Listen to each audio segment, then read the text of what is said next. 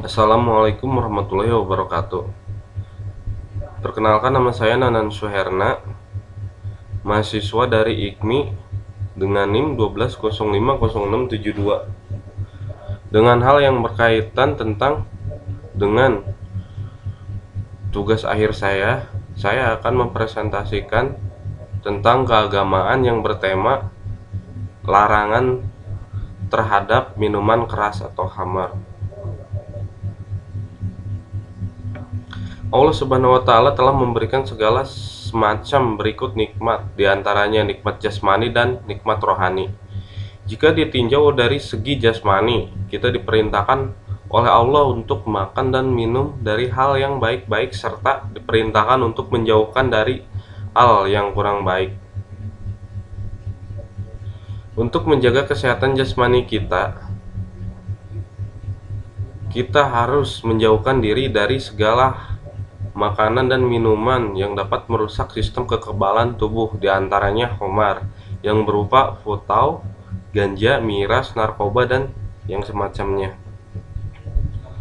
Yang mana barang-barang tersebut sudah tidak asing lagi untuk zaman modern seperti sekarang ini. Meminum minuman keras atau sesuatu yang dapat menutup akal dalam pandangan agama Islam itu adalah haram, karena dampak yang akan diperoleh bagi si peminum akan sangat besar dan sangat berisiko bagi dirinya, yang dapat menghilangkan akal.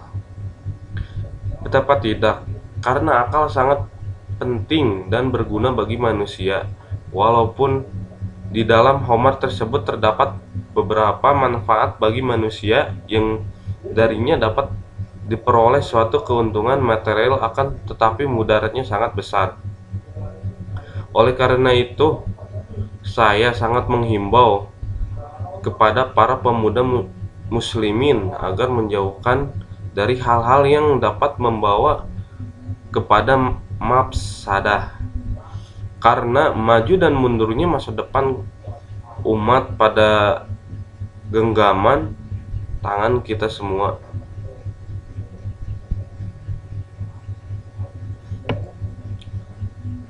Ada beberapa subhat bagi sebagian kaum muslimin tentang permasalahan khamar. Ada yang mengatakan bahwa tidak ada larangan yang tegas dan khusus terhadap khamar di dalam Al-Quran, sebab di dalam Al-Quran tidak terdapat kata-kata larangan seperti hurimat alaikumul khamar, yang artinya diharamkan atas kalian minuman keras atau khamar,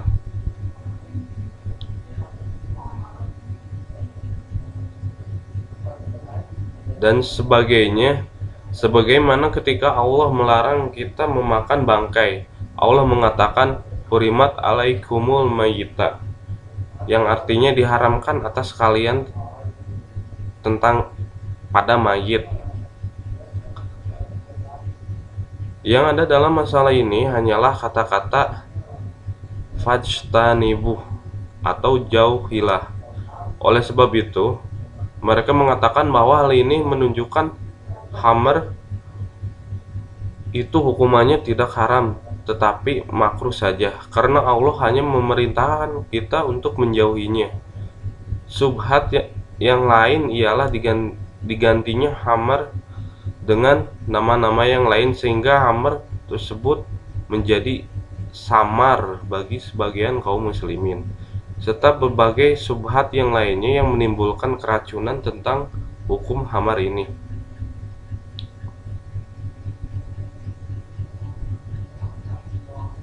Maka di dalam pembahasan ini saya akan mengupas secara singkat tentang permasalahan ini, agar berbagai kerancuan tersebut dapat dihilangkan di dalam pemikiran kaum muslimin.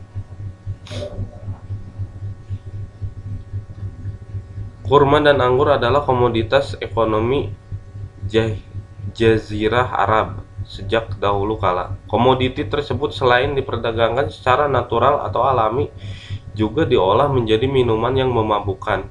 Seperti halnya buah aren bisa diolah menjadi tuak yang memabukkan. Di sini Allah menyatakan secara tersirat bahwa dari kedua buah tersebut dapat diolah menjadi rezeki yang baik atau perdagangan alami, dan rezeki yang tidak baik yaitu minuman yang memabukkan. Umar bin Khattab beserta para sahabat yang lain bertanya kepada Rasulullah Shallallahu Alaihi Wasallam perihal minuman yang memabukkan dan menghilangkan akal. Sahabat-sahabat tersebut memang sudah biasa meminum khamr. Dua orang sahabat Rasulullah Shallallahu Alaihi Wasallam yang semasa masih jahiliyah tidak pernah minum khamr adalah Abu Bakar As-Siddiq dan Utsman bin Affan. Sehubungan dengan pertanyaan tentang khamr tersebut, maka turunlah ayat yang berbunyi,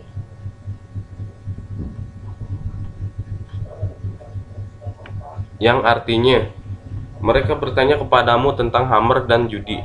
Katakanlah, pada keduanya itu terdapat dosa besar dan beberapa manfaat bagi manusia, tetapi keduanya lebih besar dari manfaatnya. Dan mereka bertanya kepadamu apa yang mereka nafkahkan. Katakanlah, yang lebih dari keperluan, Demikianlah Allah menerangkan ayat-ayatnya kepadamu supaya kamu berpikir. Dalam masyarakat kita saat ini, bahkan bagi orang barat sekalipun, kalau ditanya sejujurnya tentang manfaat dari miras dan judi, kita akan mendapatkan jawaban bagaimanapun pada keduanya menimbulkan problem-problem sosial yang bersifat negatif, bahkan destruktif. Karena itu berbagai aturan dan undang-undang pemerintah dimanapun ada pengaturan tentang kedua hal itu, meskipun dasar yang digunakan bukan dari Al-Quran. Maka pertanyaan beberapa sahabat tersebut juga menunjukkan munculnya kesadaran sosial bahwa di dalam perkara miras dan judi ternyata menghasilkan hal-hal yang tidak baik dalam masyarakat. Setelah ayat kedua tentang khamr dan judi turun, pada suatu saat Abdurrahman bin Auf mengundang teman-temannya untuk minum khamr sampai mabuk. Ketika waktu sholat tiba, salah seorang yang menjadi imam membaca surat Al-Kafirun secara keliru disebabkan pengaruh khamr. Maka turunlah ayat ketiga, hai orang-orang beriman, janganlah kamu sholat sebelum kamu ketika kamu sedang dalam keadaan mabuk, sehingga kamu mengerti apa yang kamu ucapkan. Ayat tersebut belum mengharamkan minuman keras dan judi secara mutlak, maka sebagian umat Islam pada waktu itu masih meminumnya.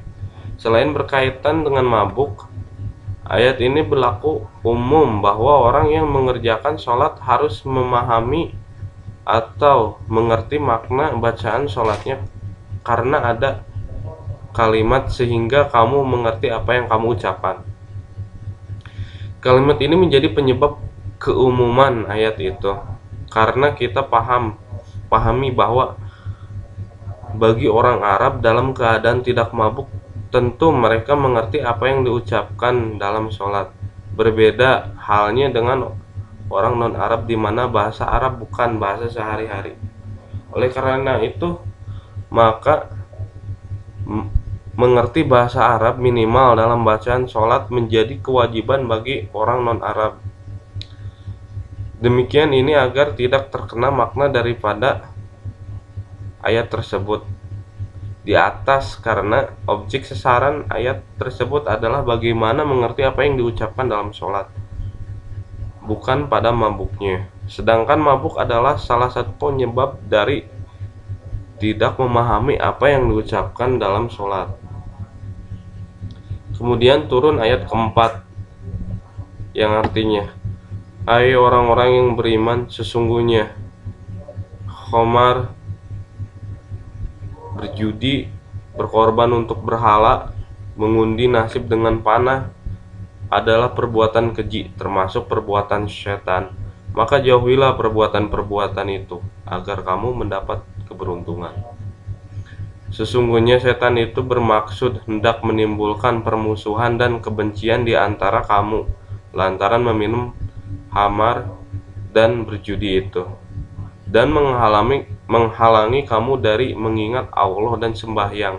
Maka berhentilah kamu untuk mengerjakan pekerjaan seperti itu, dan taatlah kamu kepada Allah dan taatlah kamu kepada Rasul-Nya, dan hati-hatilah jika kamu berpaling, maka ketahuilah bahwa sesungguhnya kewajiban Rasul kami hanyalah menyampaikan amanat dengan terang. Dengan turunnya ayat ini, maka hukum meminum khamar dan judi telah secara tegas dan dinyatakan sebagai perbuatan yang haram. Sebagai salah satu dari dosa besar, Allah menyuruh menjauhi 4 perbuatan keji yang termasuk perbuatan setan, yaitu minum khamar, berjudi, berkorban untuk berhala atau sesuatu yang bukan Allah, mengundi nasib dengan panah atau lainnya, termasuk mengundi nasib kepada tukang ramal. Sedang khamar dan berjudi Allah Subhanahu wa taala nyatakan sebagai perbuatan setan yang akan menimbulkan permusuhan, menimbulkan kebencian satu sama lain, menghalangi dari mengingat Allah, menghalangi dari sembahyang. Maka Allah Subhanahu wa taala menegaskan, berhenti, stop, dan jangan diulangi lagi. Taatlah kepada Allah dan Rasul serta berhati-hatilah kalian dengan kalau masih nekat merasa berat meninggalkannya, maka kewajiban Rasulullah SAW hanyalah menyampaikan amanat Allah Subhanahu wa taala. Selanjutnya Rasulullah SAW bersabda, yang artinya, siapa saja yang minum khamar, maka Allah tidak akan ridho kepadanya selama 40 malam. Bila ia mati saat itu, maka matinya dalam keadaan kafir. Dan bila ia bertobat, maka Allah akan menerimanya tobatnya. Kemudian jika ia mengulang kembali, maka Allah memberinya minuman dari tianatil habail. Ya Rasulullah, apakah tianatil habail itu? Rasulullah menjawab, darah bercampur nanah ahli neraka.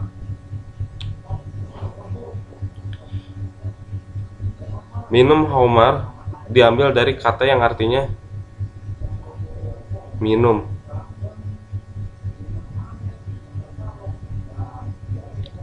Dan kata minum yang artinya arak atau minuman keras. Sedang minum khamar menurut istilah dalam memasukkan minuman yang memabukkan ke mulut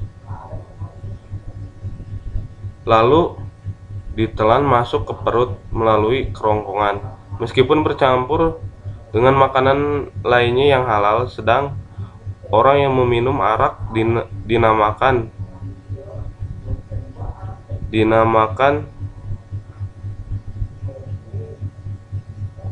yang artinya peminum. Khamar berasal dari kata yang berarti menutupi.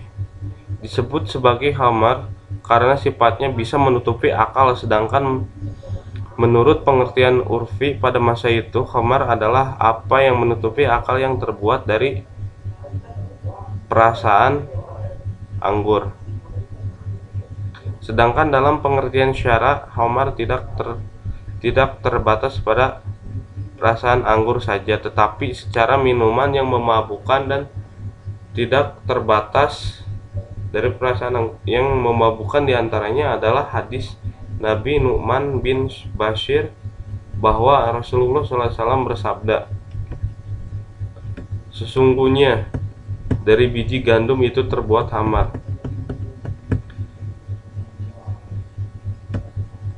dan dari kismis terbuat khamar, dari kurma terbuat khamar, dan dari madu terbuat khamar. Dalam riwayat Ahmad ada tambahan, dan saya melarang dari setiap yang memabukkan adalah haram.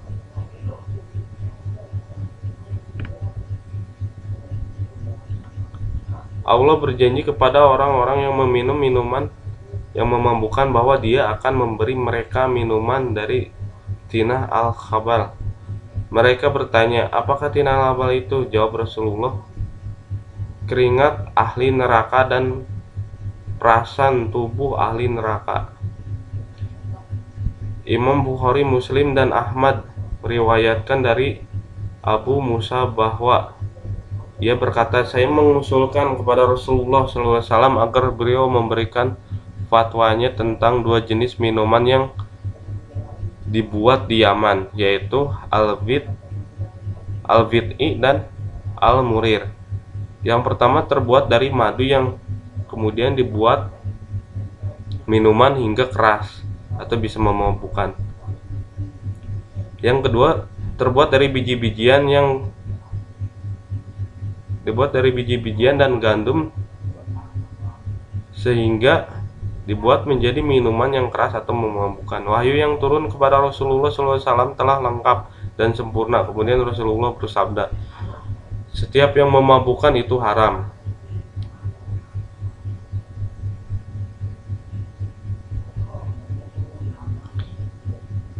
Setiap yang memabukkan itu khamar, dan setiap khamar itu haram. Hadis-hadis itu menunjukkan bahwa khamar itu tidak terbuat dari anggur saja sebagaimana urfi, tetapi mencakup semua yang bisa menutupi akal dan memabukkannya. Setiap minuman yang memabukkan dan menutupi akal layak disebut khamar, baik terbuat dari anggur, gandum, jagung, kurma, maupun yang lainnya. Berarti itu merupakan pengertian syar'i tentang khamar yang disampaikan dalam hadis-hadisnya. Dalam keadaan demikian, yakni ada makna syar'i, makna baru yang dipindahkan dari makna aslinya oleh syara, yang berbeda-beda dengan makna lugawi dan makna urfi. Maka makna syar'i tersebut harus didahulukan daripada makna lugawi dan makna urfi. Jika khamar diharamkan karena zatnya, sementara pada hadis dinyatakan bahwa berarti itu menunjukkan kepada kita bahwa sifat yang melekat pada zat khamar adalah memabukkan. Karena sifat utama khamar itu memabukkan, maka untuk mengetahui keberadaan zat khamar itu atau untuk mengenali zatnya adalah dengan meneliti zat-zat apa saja yang memiliki sifat memabukkan. Kini setelah dilakukan tahqiq al-manat atau penelitian terhadap fakta oleh para kimiawan, dapat diperoleh kesimpulan bahwa zat yang memiliki sifat memabukkan adalah etil alkohol dan etanol. Zat inilah yang memiliki khasiat memabukkan. Walaupun gugus alkohol itu tidak hanya etanol, masyarakat secara umum menyebutnya dengan nama alkohol saja. Zat inilah yang menjadi penyebab sebuah minuman bisa memabukkan.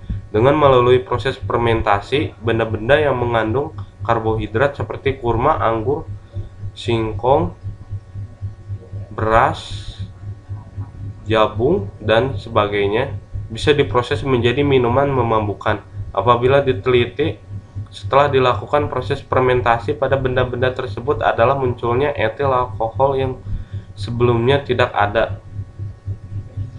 Karena sifatnya yang memabukkan itulah, maka apabila dicampurkan atau bercampur dengan air atau minuman bisa menyebabkan mabuk bagi setiap orang yang meminumnya. Tinggi rendahnya kadar alkohol di dalam minuman tersebut sangat menentukan keras atau tidaknya sebuah minuman. Sebenarnya air sendiri tidaklah memiliki khasiat untuk memabukkan. Sebagai buktinya, apabila air itu dipisahkan dari alkohol, maka air tidak akan bisa membuat mabuk bagi peminumnya, dan tentu saja tidak bisa disebut sebagai khamar. Maka kalau ada suatu minuman yang di dalamnya ada zat alkohol, kemudian zat alkoholnya secara pasti sudah hilang, maka minuman itu menjadi halal, karena memang yang diharamkan adalah zat khamarnya. Berubahnya minuman keras menjadi cuka menjadi contoh dalam kasus ini. Para fuqaha sepakat apabila ada khamar yang berubah secara alamiah,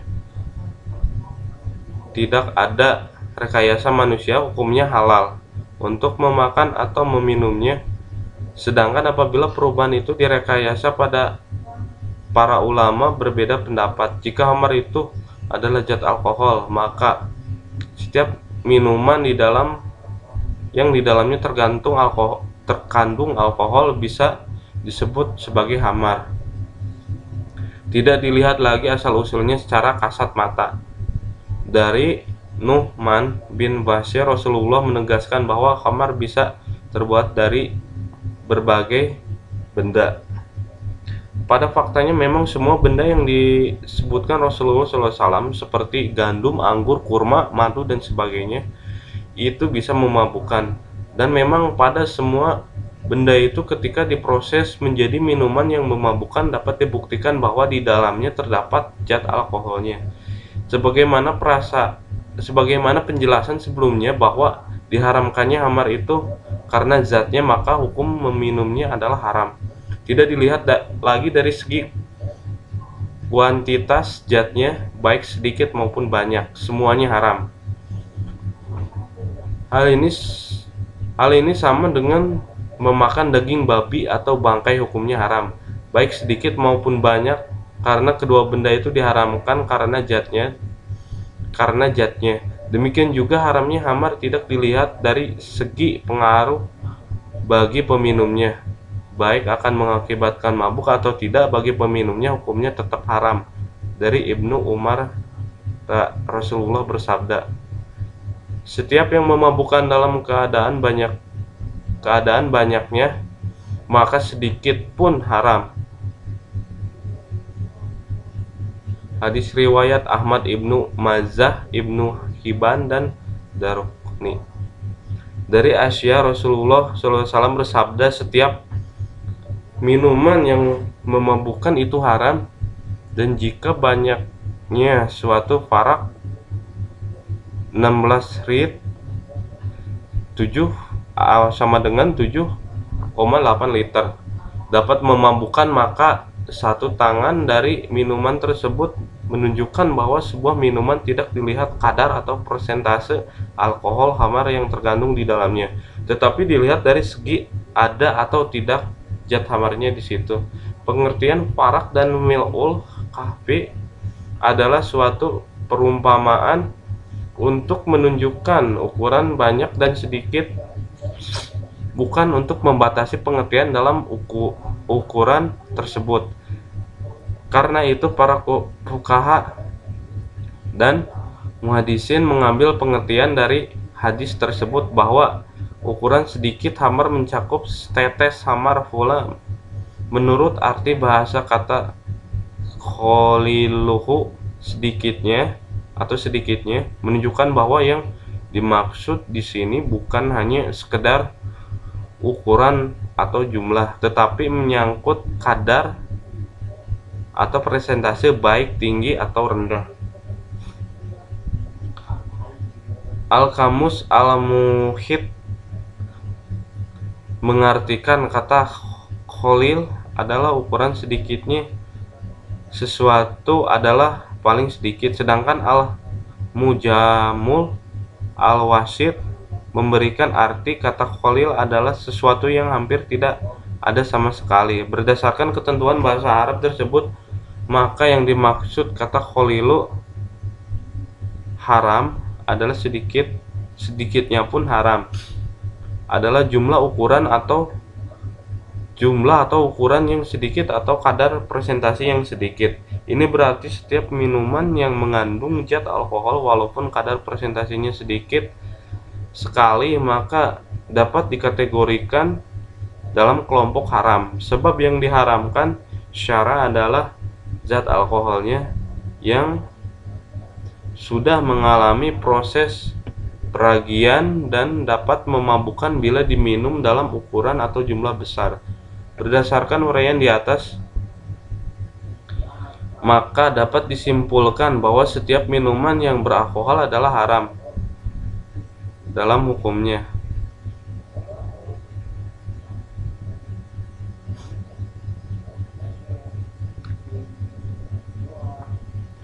baik kadar alkoholnya tinggi atau rendah. Itu bukan karena bisa memabukkan atau tidak bisa memabukkan peminumnya. Sekelompok manusia dari umatku, kemudian dari Ubadah bin Samit bahwa Rasulullah bersabda, sekelompok manusia dari umatku akan menghalalkan khamar dengan nama baru yang mereka sebutkan. Hukum asal benda adalah suci, sehingga suatu benda yang dinyatakan najis manakala ada dalil yang menunjukkan kenajisannya. Dalam kitab Subulus Salam dinyatakan bahwa asal benda-benda itu suci. Haramnya suatu benda tidak otomatis najis, seperti ganja. Hukumnya adalah haram, tetapi ia suci dan tidak najis. Sebab sesuatu yang najis mengharuskan menjadi haram, yakni setiap yang najis itu haram. Karena najisnya sesuatu itu merupakan larangan untuk menyentuhnya pada setiap keadaan, sehingga hukum najisnya suatu benda merupakan hukum haram bagi benda tersebut. Tetapi tidak sebaliknya, yakni tidak setiap yang haram pasti najis, seperti haramnya menggunakan pakaian sutra dan emas. Padahal kedua benda tersebut adalah suci. Karenanya apabila haramnya khamar telah ditunjukkan oleh nas syara, tidaklah mengharuskan menjadi najis, berarti harus ada dalil lain yang menunjukkannya. Apabila tidak ditemukan, maka ia kembali pada hukum asal yang yakni suci. Jumhur ulama yang menyatakan bahwa khamar itu najis, kesimpulan itu diambil dari kata ridsun yang berarti kotoran dan najis.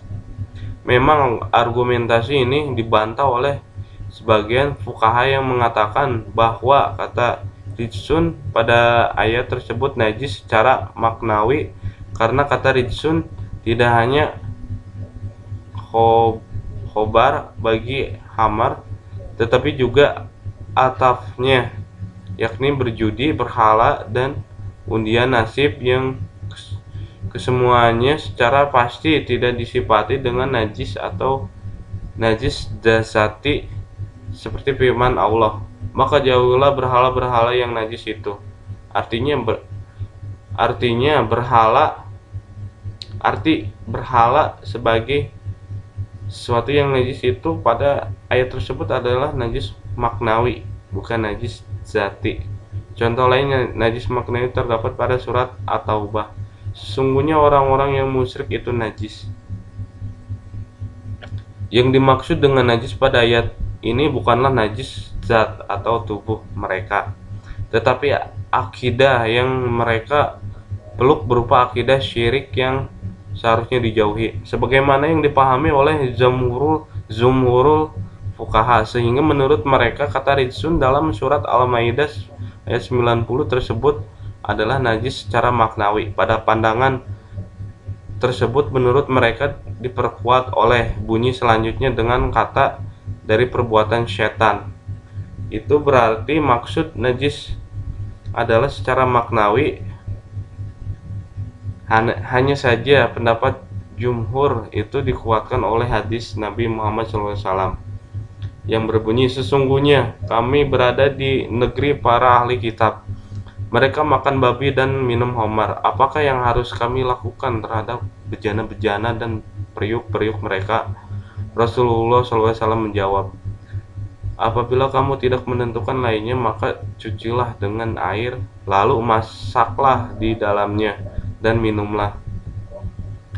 Perintah untuk mencuci pada bejana yang menjadi wadah khamar dan periuk yang menjadi wadah daging babi menunjukkan bahwa kedua benda tersebut tidak suci. Sebab apabila suci dan tidak najis, tentu tidak akan diperintahkan untuk mencucinya dengan air.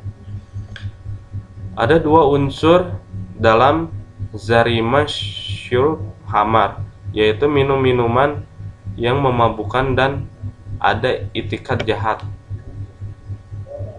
Yang dimaksud dengan ada niat jahat adalah sudah tahu bahwa meminum khamar itu haram, tetapi tetap saja dia minum. Oleh karena itu tidak dikenai sanksi Orang yang meminum khamar atau meminum minuman yang memabukkan sedang dia tidak tahu bahwa dia minum itu adalah minuman yang memabukkan atau tidak tahu bahwa minuman itu haram.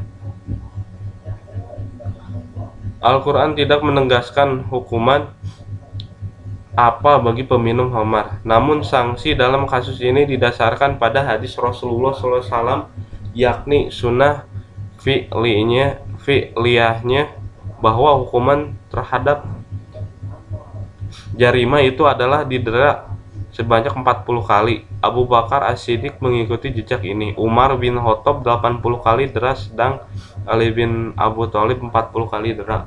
Alasan penetapan 80 kali dera didasarkan pada metode analogi, yakni dengan mengambil ketentuan hukum yang ada di dalam Al-Quran surat An-Nur ayat 4, yang artinya, dan orang-orang yang menuduh perempuan-perempuan terhormat berbuat zina, kemudian itu tidak menggemukan 4 saksi, maka hendaklah mereka didera 80 kali deraan, dan janganlah diterima kesaksian dari mereka selama-lamanya. Itulah orang-orang yang fasik. Dari bunyi tersebut bahwa orang yang menuduh zina didera 80 kali. Orang yang mabuk biasanya mengigau. Jika mengigau suka membuat kebohongan, orang bohong sama dengan orang yang membuat onar atau fitnah. Fitnah dikenai hukuman 80 kali dera, maka orang yang meminum khamar didera 80 kali. Di samping itu, pada masa kekhalifahan Umar bin Khattab, banyak orang yang meminum khamar. Dalam hal mengenai dera 80 kali sudah berdasarkan hasil musyawarah antara Umar bin Khattab dengan para sahabat yang lainnya, yakni atas usulan Abdurrahman bin Auf. Adapun menurut Imam Abu Hanifah dan Imam Maliki, sanksi peminum khamar adalah 80 kali dera. Sedang Imam Syafi'i adalah 40 kali dera. Akan tetapi imam boleh menambah menjadi 80 kali dera. Jadi 40 kali adalah hukuman had, sedang sisanya adalah hukuman takzir.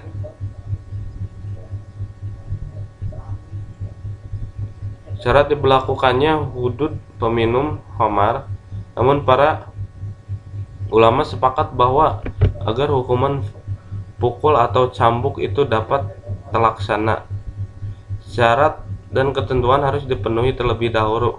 Tidak asal ada orang minum khamar lantas segera dicambuk. Di antara syarat dan ketentuannya sebagai berikut. 1. Berakal. Maksudnya peminum adalah seorang yang waras atau berakal, sehingga orang gila bila meminum minuman keras maka tidak boleh dihukum hudud. 2. Balig. Peminum itu orang yang balig, sehingga bila seorang anak kecil di bawah umur meminum minuman keras maka tidak boleh dihukum hudud. 3. Muslim. Hanya orang yang beragama Islam saja yang bila minum minuman keras yang bisa dihukum hudud, sedangkan non-muslim tidak bisa dihukum, bahkan tidak boleh dilarang untuk meminumnya. 4. Bisa memilih. Peminum itu dalam kondisi bebas bisa memilih dan bukan dalam keadaan yang dipaksa. 5. Tidak dalam kondisi darurat. Maksudnya bila dalam suatu kondisi darurat di mana seorang bila mati bila tidak meminumnya, maka pada saat itu berlaku hukum darurat, sehingga pelakunya dalam kondisi itu tidak bisa dijatuhkan hukuman hudud. 6. Tahu bahwa itu adalah khamar. Bila seseorang meminum minuman yang tidak tahu bahwa itu adalah khamar, maka tidak bisa dijatuhi hukuman hudud. Khamar adalah benda, sedangkan hukuman benda tidak terlepas dari dua hal, yaitu halal dan haram. Selama tidak ada dalil yang mengharamkannya, hukuman suatu benda adalah halal. Karena ada dalil yang secara tegas mengharamkan, maka hukuman khamar itu haram. Hukum syara adalah seruan syar'i yang berkaitan dengan perbuatan hamba atau manusia, sehingga meskipun hukuman syara menentukan status hukuman benda, tetap saja akan berkait dengan perbuatan manusia yang menggunakan, misalnya babi itu haram. Perbuatan apa saja yang diharamkan berkenaan dengan babi? Apakah memakannya, menjualnya, dan menternaknya, memegangnya, melihatnya, atau bahkan membayangkannya? Apakah hukuman itu juga haram? Hukumnya haram. Untuk mengetahui hukum-hukum perbuatan yang berkenaan dengan benda, tidak cukup hanya melihat dalil tentang haramnya benda, tetapi harus meneliti dalil-dalil syara yang menjelaskan perbuatan yang berkenaan dengan benda tersebut. Beberapa perbuatan yang haram yang berkaitan dengan hamar dijelaskan oleh Nabi Muhammad SAW. Sesungguhnya Rasulullah SAW melaknat dalam khamar 10 personil, yaitu pemerasan atau pembuatnya, distributor, peminumnya, pembawanya, pengirimnya, penuangnya, penjualnya, pemakan uang hasilnya, pembayarnya, dan pemesannya. Dari hadis tersebut menunjukkan bahwa semua pelaku yang terlibat khamar termasuk yang diharamkan. Hukum haram disimpulkan karena ada celaan yang bersifat zazim dengan kata melaknat. Berarti itu merupakan sebuah sanksi yang diberikan kepada para pelaku yang terlibat dalam khamar. Mereka adalah 1. Produsen, 2. Distributor, 3. Peminum, 4. Pembawa, 5. Pengirim, 6. Penuang minuman, 7. Penjual, 8. Orang yang memetik hasil penjualan, 9. Pembayar, 10. Pemesan. Alat bukti syurub khamar adalah persaksian. Jumlah saksi adalah 2 orang laki-laki, 4 orang wanita. Menurut Imam Abu Hanifah dan Abu Yusuf, saksi harus mencium bau minuman yang memabukkan ketika menyaksikannya. 2. Pengakuan dari peminum. Pengakuan ini cukup 1 kali saja. 3. Bau mulut. Menurut Imam Maliki, bau mulut orang meminum minuman yang memabukkan dapat dianggap sebagai bukti bahwa yang bersangkutan telah meminum khamar. 4. Mabuk. Imam Abu Hanifah berpendapat bahwa mabuk dapat dianggap sebagai alat bukti minuman khamar, sedangkan Imam Syafi'i tidak demikian, karena mabuk itu memberi banyak kemungkinan, terutama dipaksa atau terpaksa. 5. Muntah. Menurut Imam Maliki beranggapan bahwa muntah dapat dijadikan sebagai bukti minum khamar. Hal ini pernah dilakukan ketika Utsman bin Affan menjatuhkan hukuman dera bagi orang yang muntah akibat meminum khamar.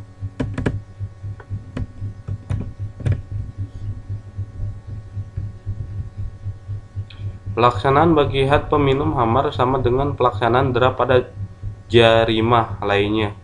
Namun dalam pelaksanaan tidak diperbolehkan disertai emosi atau dalam keadaan marah. Juga dalam mendera ketika dieksekutor tidak boleh sampai kelihatan. Sedang alat dera yang digunakan adalah pelepah daun kurma atau sejenisnya. Dalam hukum hudud, seorang muslim yang kedapatan terbukti meminum khamar adalah pengadilan. Hukumnya adalah dipukul. Bentuk hukuman ini bersifat mahdah, yang artinya bentuknya sudah menjadi ketentuan dari Allah Subhanahu wa taala, sehingga tidak boleh diganti dengan hukuman bentuk lainnya seperti penjara atau denda uang dalam sebagainya. Dalam istilah fikih disebut hukum hudud, yaitu hukum yang bentuk, syarat, pembuktian dan tata caranya sudah diatur oleh Allah Subhanahu wa taala. Dasar persyariatannya adalah hadis dari Nabi Shallallahu Alaihi Wasallam berikut, yang artinya siapa yang minum khamar maka pukullah. Hadis ini termasuk jajaran hadis mutawatir, yaitu hadis yang diriwayatkan oleh sejumlah besar perawi pada tiap tabawatnya atau jenjang, dan mustahil ada terjadi kebohongan di antara mereka. Di tingkat sahabat, hadis diriwayatkan oleh 12 orang sahabat yang berbeda. Mereka adalah Abu Hurairah, Muawiyah, Ibnu Umar, Khubaisyah bin Zuaib, Zabir Asyarid bin Suwaid, Abu Sa'id Al-Khudri, Abdullah bin Amru, Jarir bin Abdillah, Ibnu Mas'ud, Syarafi'il bin Aus, dan Khotib Ibnu Harits. Hapusnya hukuman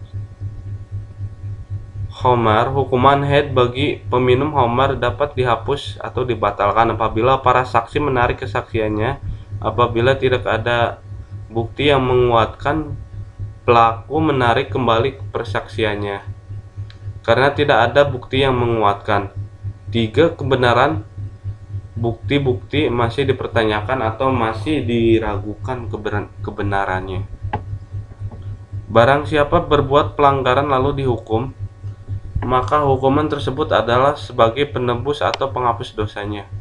Hal tersebut terdapat pada hadis Rasulullah SAW yang mana berikut artinya. Ubadah ibnu Syamit mengatakan bahwa Rasulullah menegaskan larangan kepada para sahabat sebagaimana larangan kepada wanita, yaitu tidak boleh menyekutukan sesuatu dengan Allah Subhanahu wa taala, tidak boleh mencuri, tidak boleh berzina, tidak boleh membunuh anak-anak, dan tidak boleh saling membohongi. Maka barang siapa konsisten dalam menghindari larangan itu, maka Allah Subhanahu wa taala menanggung pahalanya. Barang siapa yang melakukan pelanggaran lalu dilaksanakan hukuman padanya, maka hukuman tersebut menjadi penghapus dosanya. Barang siapa yang melakukan pelanggaran lalu ditutupi oleh Allah Subhanahu wa taala, maka urusannya terserah kepada Allah Subhanahu wa taala. Jika Allah Subhanahu wa taala menghendaki, maka Dia menyiksanya, dan jika Dia menghendaki, maka diampuninya. Kesimpulannya, khamar adalah memasukkan minuman yang memabukkan ke mulut lalu ditelan masuk ke perut melalui kerongkongan meskipun bercampur dengan makanan yang halal. Adapun segala sesuatu yang memabukkan dinamakan khamar dan meminumnya dihukumi haram. Sedang dalam syariat Islam, siapa saja yang meminum khamar akan mendapat hukuman. Adapun hukuman tersebut berupa dera 40 kali atau 80 kali jika amir atau pengusaha menghendaki. Adapun cara pelaksanaannya dilakukan oleh eksekutor yang sudah memenuhi syarat-syarat.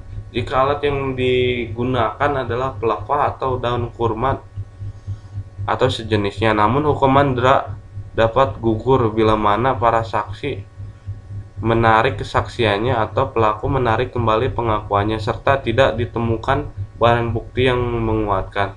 Di samping mendapatkan hukuman, peminum khamar tentu saja akan mengalami gangguan kesehatan, baik itu kesehatan rohani maupun kesehatan jasmani.